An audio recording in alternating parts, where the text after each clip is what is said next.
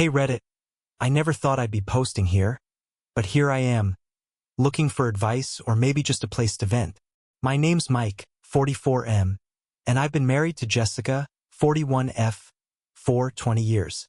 Our marriage wasn't perfect, but it was ours. We built a life together, house, careers, 2 kids in college, the whole thing. From the outside, I thought we were one of those made it through thick and thin couples. But the thing is, when you're in it, you don't always see the cracks until you're falling through them. The first sign of trouble? It was subtle, like a change in the air you can't put your finger on. Jessica started distancing herself. We used to have little rituals like watching TV together after work or making Sunday breakfast. Slowly, she stopped showing up for those moments. It wasn't the absence that hit me right away. It was the fact that I didn't even notice I'd been spending more time alone. She'd always been a little fiery, had a sharp tongue, but I loved that about her. I respected her independence, her strength. But then that fire turned into coldness. One night, out of nowhere, she started bringing up ideas about trying new things in our relationship. Now, I'm not a prude, but it felt off. There was this edge to her words, like she was testing how much I'd tolerate without pushing back. It wasn't just her words. It was the way she'd look at me like she was bored of everything. Our house, our life, me. I thought it was just a phase. We'd been married 2 decades, after all. Maybe this was the kind of thing long-term couples went through. So I let it go. I didn't want to stir the pot. But that was just the beginning. It was a Thursday night. I remember that because Jessica had always hated Thursdays. Something about them being stuck between the promise of the weekend and the drudgery of the week. I was sitting on the couch, mindlessly scrolling through my phone when she walked in, hair still wet from a gym session, a towel wrapped around her neck. She didn't even look at me at first, just sort of hovered in the doorway like she had something to say but didn't know how to start. Then she just dropped it, casually, like it was the most normal thing in the world. "I'm going on a date tonight," she said, throwing the towel on the chair and standing there, waiting for my reaction. First, I thought she was joking. Who says something like that to their husband of 20 years? I laughed a little, nervously, thinking this was some weird joke, part of whatever phase she was going through. But her face didn't change. "I'm serious," she continued, crossing her arms like she was annoyed I wasn't taking her seriously. "I'm meeting up with someone. If it goes well, I might stay the night with him." I felt like the air had been punched out of my lungs. What kind of conversation was this? I stared at her, waiting for some sign that she didn't mean it, but she just stood there, defiant, almost amused by my confusion. "I need to spice things up," she added, as if that explained everything. "I figured I could learn something new and bring it back to us. It'll be good for us, Mike. When I get back, our relationship will be stronger. Trust me." My mind was racing, trying to process what she was saying. "You're kidding, right?" I managed to say. "You're going out with another guy and just telling me like it's nothing?" She didn't flinch. "It's just something I need to do. Don't be dramatic. We've been married for 20 years, Mike. Things get stale. This will help us." I couldn't believe the words coming out of her mouth. Was she really standing there telling me that screwing around with some random guy was going to help our marriage? I'd heard stories like this, but I never thought I'd be living in one. "I'll be back tomorrow," she said, almost nonchalantly, like she was just heading out for a quick shopping trip. "Don't wait up." And with that, she turned and walked upstairs, leaving me in stunned silence. I didn't say anything. Couldn't. What could I have said? My brain couldn't even catch up to the absurdity of what had just happened. It was like someone had switched my life with someone else's for a moment. This wasn't Jessica. This wasn't the woman I married. At least I thought it wasn't.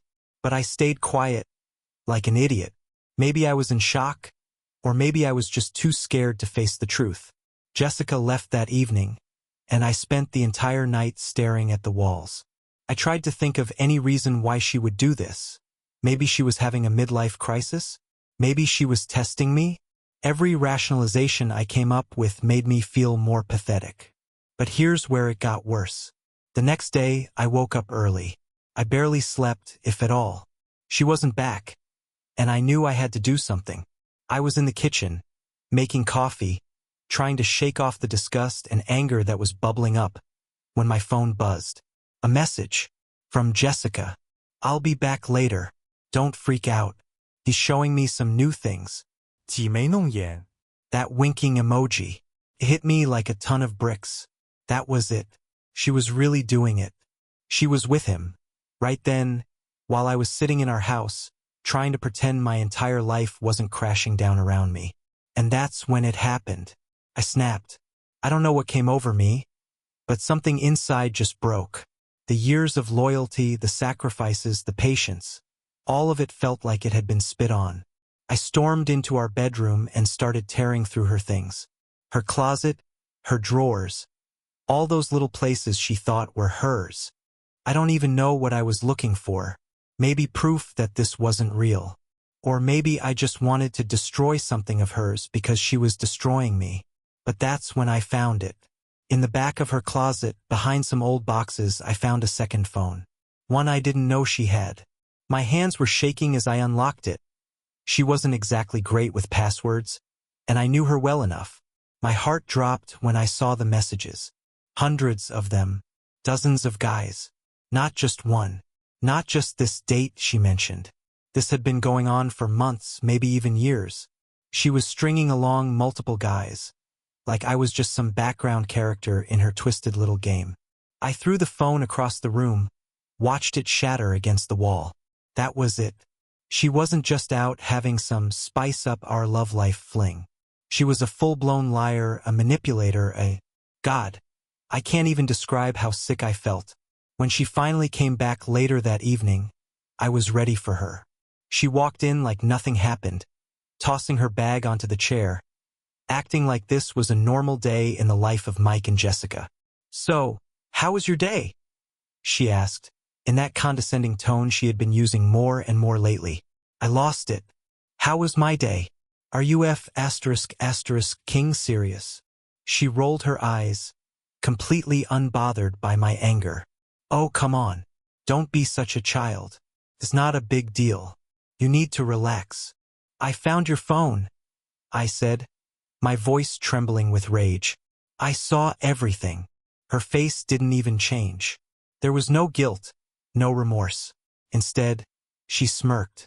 Actually smirked. Oh, that? I was going to tell you. You're just so dramatic, Mike. It's just fun. You'd understand if you weren't so boring. Boring. That word hit me harder than anything else. I was boring because I'd stayed faithful? Because I didn't spend my nights sneaking around with random guys? I wanted to scream, to throw something, but all I could do was stand there, staring at this person I no longer recognized. She was a stranger, and worse, she didn't even care. Not a shred of guilt in her. After that confrontation, I realized something. Jessica wasn't going to stop. There was no apology, no promise to change, no moment of self-awareness. Instead, she doubled down. She wasn't even trying to hide her cruelty anymore. She'd started treating me like I was some nuisance in her life, like I was the one in the way of her fun. For days after that argument, we didn't speak. The house was tense, silent, filled with this thick, suffocating energy. Jessica acted like nothing had changed. She went on with her routine. The gym, her phone constantly buzzing with messages I couldn't stomach to think about. The little smirks she threw my way as if daring me to react. I was living in a nightmare, and she was enjoying every second of it. I tried to go to work, tried to focus on anything but the disaster that had become my marriage. But how could I? My mind was on a constant loop, replaying that smirk, that indifference, that wretched, twisted lack of empathy. I wasn't just angry anymore, I was numb. Couldn't even feel sad, not really. It was more like this hollow pit had opened up inside me, and I was just waiting for the moment it would swallow me whole.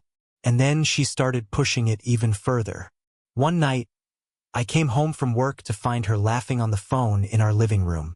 Not quietly, not even trying to keep it down. It was like she wanted me to hear.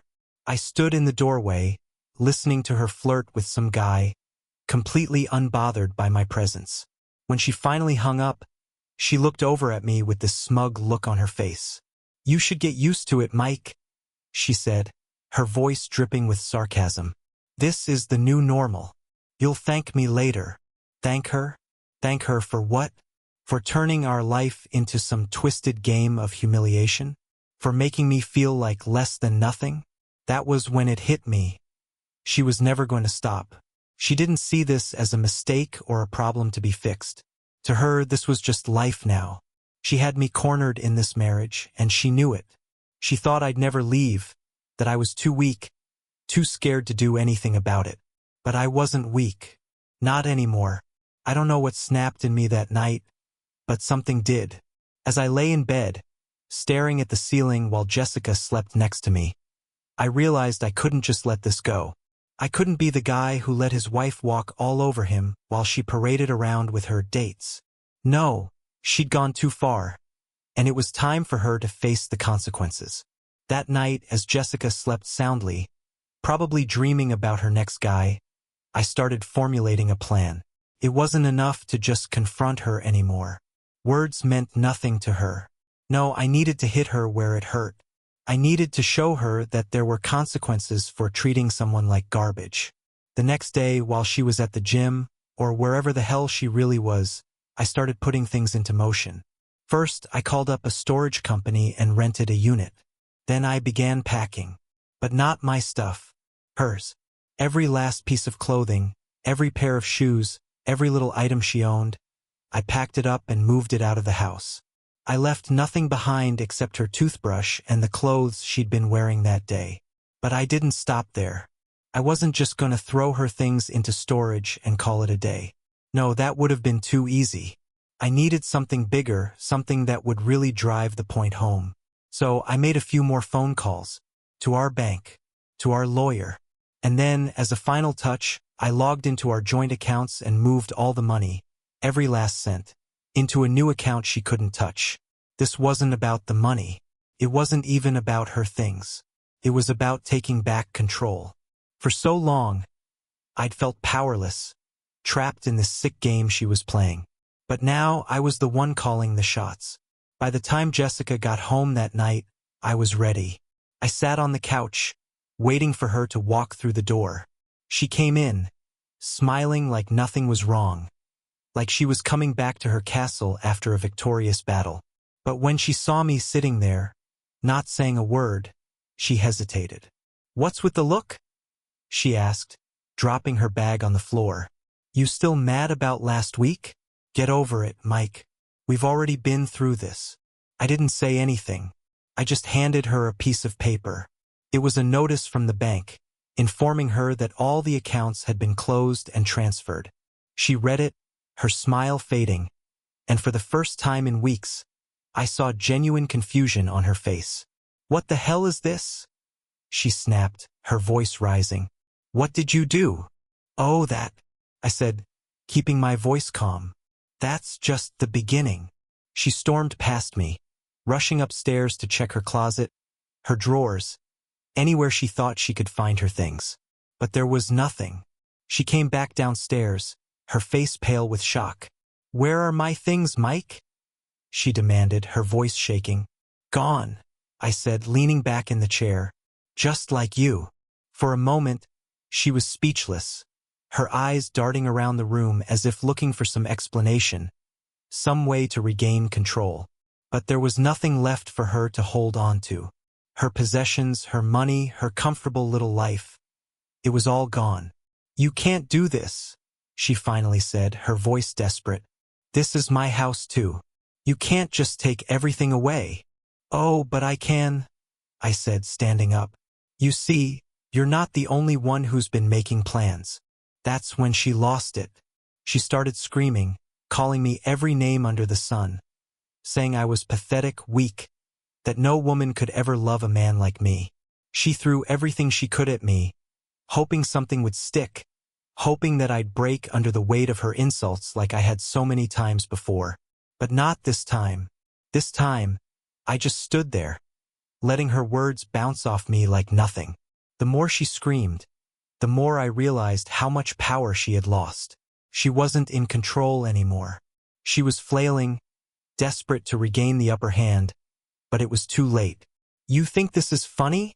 she yelled, her voice cracking with fury. "You think you can just take everything from me and get away with it?" "I didn't take anything from you, Jess," I said, my voice steady. "You did this to yourself." She stared at me, her eyes wide with disbelief. For the first time, I saw fear in her eyes. She wasn't invincible. She wasn't the queen of her little kingdom anymore. She was just a woman who had pushed too far and lost everything in the process. That night, Jessica packed what little she had left and walked out the door. She didn't say goodbye. She didn't try to fight anymore. She just left, and for the first time in months, I felt a sense of peace wash over me. In the weeks that followed, I filed for divorce, cut all ties, and started rebuilding my life. It wasn't easy. Hell, it was one of the hardest things I've ever had to do. But it was worth it. I wasn't living in her shadow anymore. I wasn't her victim. I was free. Looking back, I realized that Jessica was always going to be who she was. There was nothing I could have done to change that. She was selfish, manipulative, and cruel, and no amount of love or loyalty could have fixed that. But what I learned is this: you can't let someone else's poison seep into your soul. You have to stand up, take control, and refuse to let them tear you down. For anyone out there who's going through something similar, don't wait as long as I did. Don't let someone treat you like you're nothing. You deserve better. And sometimes, the only way to take your life back is to burn everything down and start fresh.